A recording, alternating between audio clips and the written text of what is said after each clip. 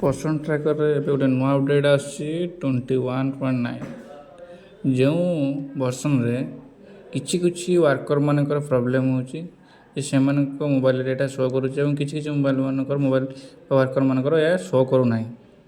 ଯେଉଁମାନଙ୍କର ଶୋ କରୁଛି ଏବଂ ପ୍ରୋବ୍ଲେମ୍ ହେଉଛି ଆସନ୍ତୁ ଏହି ଭିଡ଼ିଓରେ ତା'ର ସଲ୍ୟୁସନ୍ ଜାଣିବା।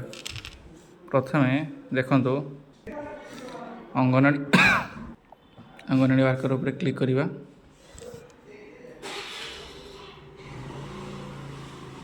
ତାପରେ ଦେଖନ୍ତୁ ଏପରି ସର୍କଲ୍ଟି ଆସିବ। ଫାଷ୍ଟ CDP ଲେଖା ହେଇଥିବ, ତାପରେ ସୁପରଭାଇଜର, ମଝିରେ ଅଙ୍ଗନୱାଡ଼ି ୱାର୍କର୍ ଏବଂ ଚାରିକଡ଼ ବେନିଫିସିଆରି ଥିବେ ଲାକ୍ଟିଂ ମଦର, ପ୍ରେଗନେଣ୍ଟ ଓମେନ୍,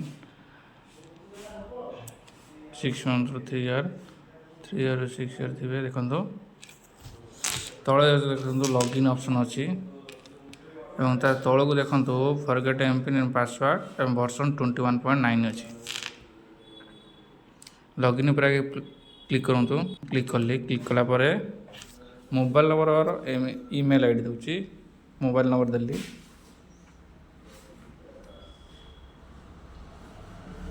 ସେତେବେଳେ ପାସୱାର୍ଡ଼ ମଧ୍ୟ ଦେଲି, ଯାହା ପୂର୍ବରୁ ଥିଲା ଏମ୍ପିନ୍, ପାସୱାର୍ଡ଼ ଦେଲି, ସାଇନ୍ ଇନ୍ କଲି। ସାଇନ୍ ଇନ୍ କଲେ ଦେଖିଦିଅନ୍ତୁ ଯେ କ'ଣ ଇନଭ୍ୟାଲିଡ୍ ମୋବାଇଲ୍ ନମ୍ବର ଅର୍ ଇମେଲ୍ ଅର୍ ପାସୱାର୍ଡ଼ ଭୁଲ ଲେଖୁଛି। ତେଣୁ କ'ଣ କରିବା, ଲଗ୍ଇନ୍ ତଳକୁ ଯେଉଁ ଦେଖନ୍ତୁ ଫରୱାର୍ଡ଼ ଏମ୍ପିନ୍ ଆଣ୍ଡ ପାସୱାର୍ଡ଼ ଅଛି ଭର୍ସନ୍ 21.9, ସେଇ ଫରୱାର୍ଡ଼ ଏମ୍ପିନ୍ ଉପରେ କ୍ଲିକ୍ କରିବା।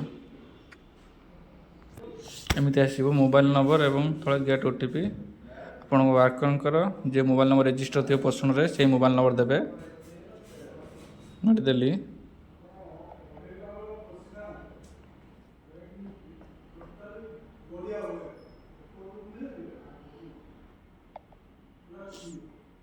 ଦେଖନ୍ତୁ ପକାଇଲି,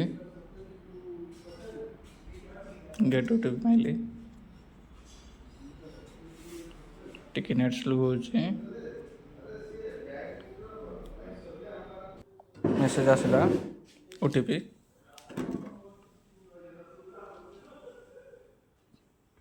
OTP ଦେଲି,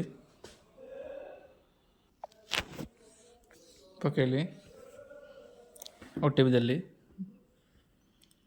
ତାପରେ ଭେରିଫାଏ ପ୍ରୋସିଡ୍ ଉପରେ କ୍ଲିକ୍ କଲି। ଏଣ୍ଟର ଏମ୍ପିନ୍ ଏଇଠି ଦେଖନ୍ତୁ, ଏଣ୍ଟର ଏମ୍ପିନ୍ ଆଉ କନଫର୍ମ ଏମ୍ପିନ୍ ସେମ୍ ଦେବେ। ଉପରେ ଯାହା ଦେବେ ତଳେ ତାହା ଦେବେ। ପୂର୍ବରୁ ଯାହା ଦେଇଥିଲେ ଯଦି ଦେବେ ଠିକ୍ ଅଛି, ଯଦି ଚେଞ୍ଜ କରିବାକୁ ଚାହୁଁଛନ୍ତି ବି ଚେଞ୍ଜ କରିପାରିବେ ଆପଣଙ୍କ ସୁବିଧା ଅନୁସାରେ।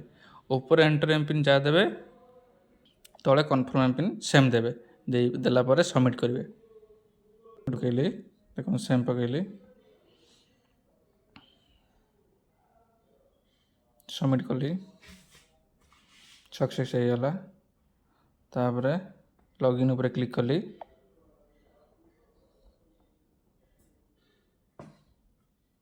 ତାପରେ ମୋବାଇଲ୍ ନମ୍ବର ଦେଲି, ଯେ ମୋବାଇଲ୍ ନମ୍ବର ଦେଇଥିଲି ସେଇ ଯେ ସୁପରଭାଇଜର ୱାର୍କର୍ ମାନଙ୍କର ଯେ ମୋବାଇଲ୍ ନମ୍ବର ରେଜିଷ୍ଟର ହେଇଥିବ ପର୍ସନ୍ରେ ସେ ମୋବାଇଲ୍ ନମ୍ବର ଦେଲି ଏବଂ ଏମ୍ପିନ୍ ଯେଉଁ ଯାହା ଦେଇଥିଲି ସେଇଟା ପାସୱାର୍ଡ଼ରେ ଦେଲି।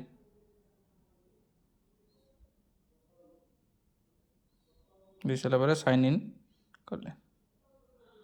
ତାପରେ ଟିକିଏ ପ୍ରୋବ୍ଲେମ୍ ହେବ, ନେଟ୍ ପ୍ରୋବ୍ଲେମ୍, ନୂଆ ଭର୍ସନ୍ ଯେହେତୁ ତା ସହିତ ନେଟ୍ ପ୍ରୋବ୍ଲେମ୍ ବି ଟିକେ ଅଛି। ଦେଖନ୍ତୁ ଖୋଲିଗଲା,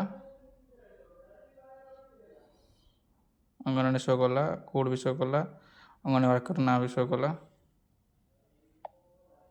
ତାପରେ ଅଙ୍ଗନୱାଡ଼ି ଓପନ୍ କଲି, ଦେଖନ୍ତୁ ଓପନ୍ କରିସାରିଲା ପରେ ତାପରେ ଆକ୍ଟିଭିଟି ମଧ୍ୟ ପକାଇ ପାରିବେ। ଟିକେ ସ୍ଲୋ ହେଉଛି। ଆକ୍ଟିଭିଟି ଉପରେ କ୍ଲିକ୍ କଲି,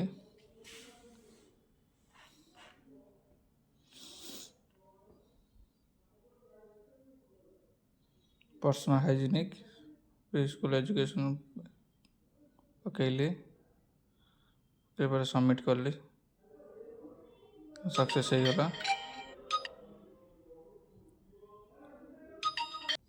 ଏପରି ଭାବରେ ତାଙ୍କର morning snacks, attendance, hot coke ପକାଇ ପାରିବେ। ପୂର୍ବପରି ଆଉ ଅସୁବିଧା ହେବ ନାହିଁ। ଏବଂ ଯେଉଁ ଆକ୍ଟିଭିଟି କରୁଥିଲେ, ଯେ ଆକ୍ଟିଭିଟି ସକାଳ ମର୍ଣ୍ଣିଂ ସ୍ନାକ୍ସ ହଉ ହଟ୍ ସବୁ ପକାଇ ଦେଇକି ସବମିଟ୍ କରିପାରିବେ। କୌଣସି ପ୍ରକାର ଅସୁବିଧା ହେବ ନାହିଁ। ଏହିପରି ଭାବରେ ଆମର ନୂଆ ଭିଡ଼ିଓ ଦେଖିବା ପାଇଁ ଆମ ଚ୍ୟାନେଲକୁ ସବସ୍କ୍ରାଇବ୍ କରନ୍ତୁ ଏବଂ ଅଧିକରୁ ଅଧିକ ସେୟାର କରନ୍ତୁ। ଧନ୍ୟବାଦ। Thank you. ଜୟ ଜଗନ୍ନାଥ।